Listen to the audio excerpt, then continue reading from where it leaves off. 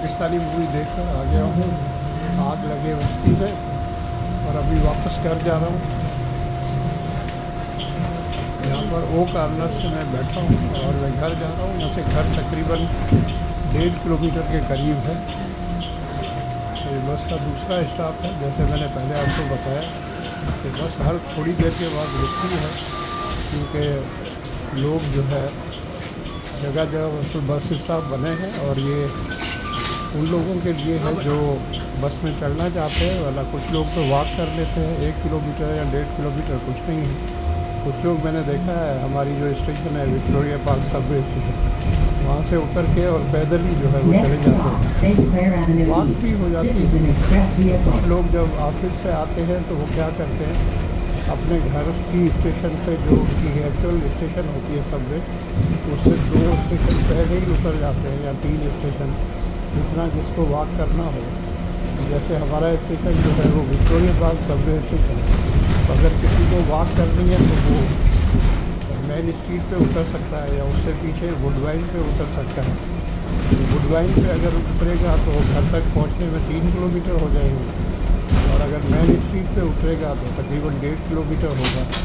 तो लोग इस तरह भी वॉक कर लेते हैं, जैसे टाइम नहीं मिलता तो इस तरह कर लेते हैं। या सुबह को जाते वक्त जो है वो जाते वक्त इसलिए नहीं करते कि क्योंकि ऑफिस में जा रहे होते हैं, तो वो नहीं चाहते कि वॉक करने से अगर उनके कपड़ों में या उनके जिस्म में जो थोड़ी बहुत जो है सीवियर हो जाए।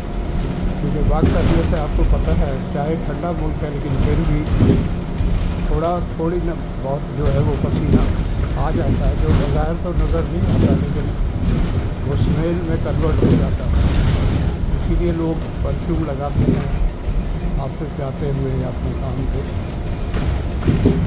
बस में सामने लिखा हुआ स्टॉप रिक्वेस्टेड, तो अगला स्टॉप जो है उसके लिए किसी ने जो है वो बटन दबा दिया।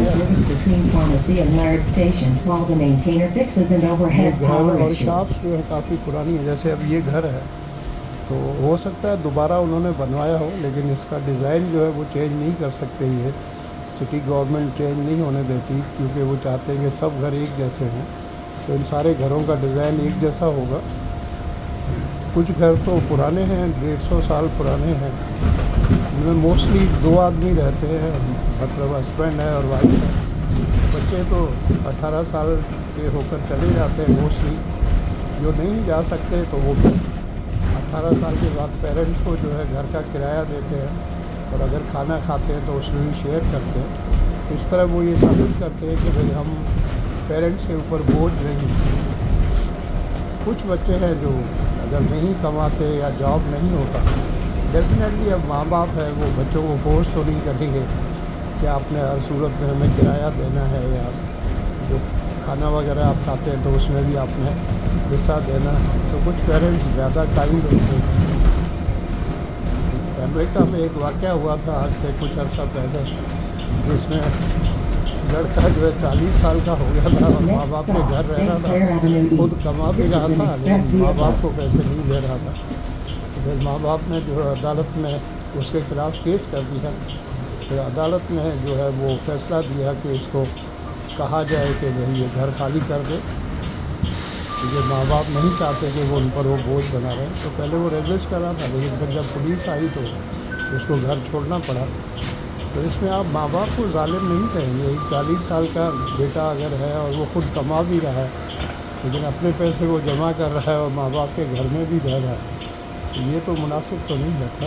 या तो माँ बाप अगर मिलियनेयर हों या बिलियनेयर हों फिर तो चलो ठीक है, लेकिन वहाँ भी वो चाहते हैं कि जब उनकी उम्र बड़ी हो जाती है, वो चाहते हैं कि प्राइवेसी हो और मियाँ बीवी अकेले रहें। फिर अगर वेल ऑफ हैं तो नौकर चाकर रख लेते हैं, अगर वेल ऑफ नहीं है तो भी वो चाहते हैं कि हम रहें, हमारी प्राइवेसी हो। बच्चों को हमने पाल के बड़ा कर दिया है, तो इस तरह से होता है। Thank you so much for watching. और अगर आप मेरे YouTube चैनल पर नए हैं तो मेरे चैनल